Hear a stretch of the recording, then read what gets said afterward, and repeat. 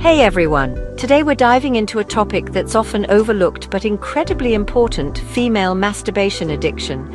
Let's talk about the 5 things you should know. First off, most people think of addiction in terms of drugs and alcohol, but did you know you can also be addicted to behaviors? Yes, things like gambling, eating, and even masturbation. So what exactly is masturbation addiction? It's when the act of masturbating becomes compulsive, despite negative consequences. And yes, it's real, and it can lead to some pretty serious mental, social, and emotional difficulties.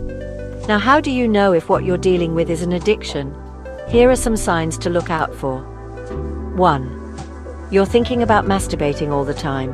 1. You find yourself doing it several times a day. 1. You make excuses to skip work, school, or social events just to masturbate.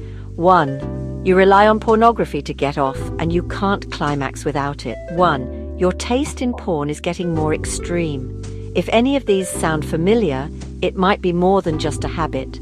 And it's not just about the physical act, it can severely impact your life.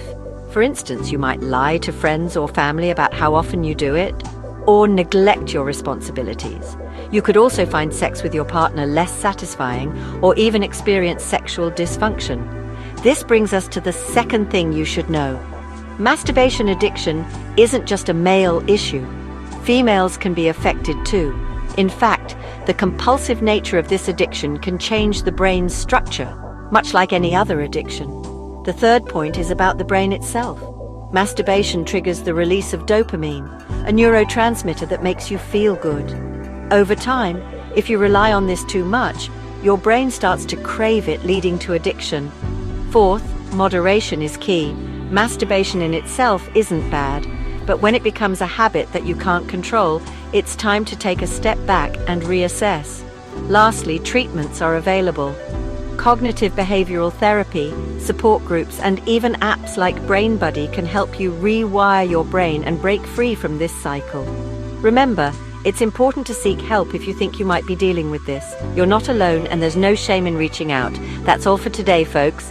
If you found this video helpful, don't forget to like, subscribe, and share it with someone who might need it. Take care, and see you next time.